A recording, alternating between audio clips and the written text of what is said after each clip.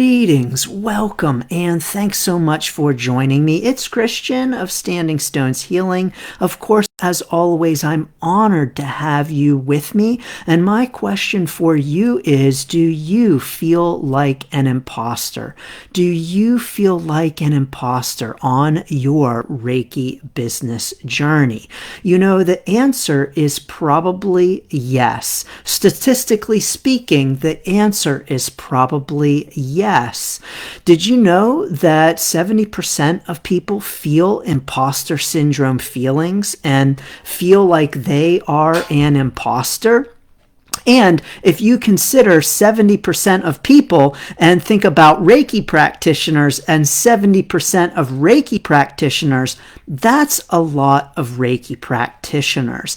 And it is true. If you have ever felt like an imposter on your Reiki business journey, you indeed are not alone. This week's episode of the Build Your Reiki Business podcast is about imposter syndrome. And in my role as the creator of the Build Your Reiki Business program, as the host of the Build Your Reiki Business podcast, as someone who has lots and lots of conversations with Reiki practitioners who are starting or building a Reiki business, I know that this is a very common experience. However, it's not one that we talk about very often. And so I think it's important for us to talk about it, to recognize it, to honor those feelings, and to make sure we know first and foremost that we are not alone when we feel imposter feelings. You know, I don't really talk about this on the podcast, but I actually don't experience too many feelings of imposter syndrome on my Reiki business journey at this time. Now, when I say at this time, it could very well mean that in the future I will. I know that in the past I have experienced a few feelings of imposter syndrome, but here's the thing.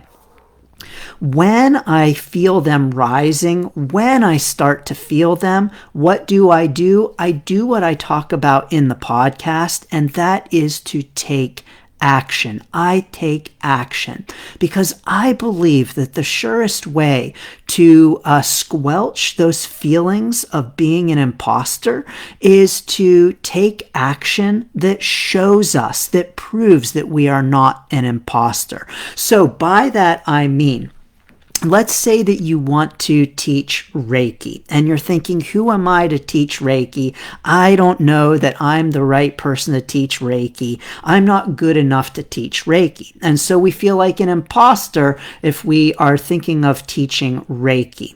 Well, I think that if we teach Reiki, we're going to have proof that we can teach Reiki. Now, I talk about it in the podcast, but if you have those feelings of doubt rising, there may be a good indicator of where you want to be putting your energy. And so if you're saying, oh, I'm not good enough to teach Reiki because I don't know enough to teach Reiki, well, then there you are. There's an indicator of where you might want to put your time, energy, and attention into learning more so that you feel more confident in teaching Reiki. And then get out there and teach Reiki, because once you are doing the thing, you cannot then be an imposter because you are actually doing it. Now, of course, we can still do the thing and still feel like an imposter and worried that people are going to find out that we're not good at the thing. But not being good at something is different from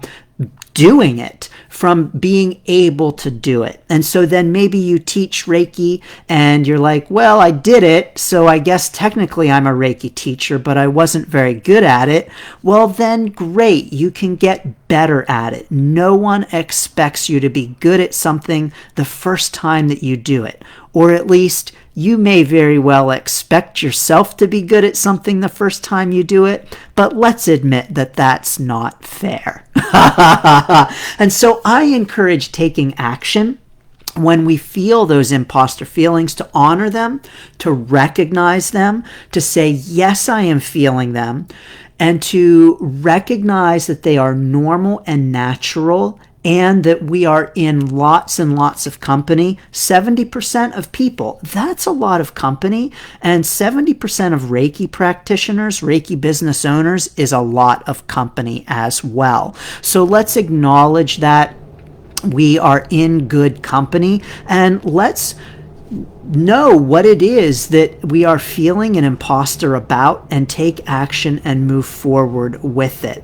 For me on my Reiki business journey, there was a point when I was like, talking about business things. Who am I to talk about business things in my Reiki business? I don't have a six-figure Reiki business. It's true, I don't have a six-figure Reiki business yet. Who am I to be talking about business? And yet, so many of my clients were asking business questions, were coming to me. I had founded the Reiki Business Collective. I was conducting the interviews. I was having coaching calls in my with Reiki business owners in my own Reiki business. I had helped I had helped Reiki business owners and other business owners in their businesses. I had helped a massage therapist, with her in-person practice, and helped her really get some strong changes going in that business. And so it was like, and oh, wait, by the way, I have my own thriving business, and oh, wait, I was a business professor. So who am I? Yes, indeed. Once I sat down and thought about all of it and realized that those were just irrational feelings that were rising. And once I took action and more action, I had the proof that said I am not an imposter for talking about business in my Reiki business. And so there you have it. Those feelings started to rise a little bit, and I was like, that's silly. And the more action I took, the more proof that I had. The more people I helped, the more Reiki business owners I helped, the more proof that I had. And I do not feel like an imposter anymore when it comes to Reiki business. When I did for a minute, it didn't last long, because I sat down and had a good talk with myself about all of the proof as to why that was not the case, and I am not an imposter. And so you too can sit yourself down and have a talk with yourself about it on your Reiki business journey. But taking action is very helpful indeed. For me on my Reiki business journey, I don't feel like an imposter. And it isn't something that I have felt very frequently at all.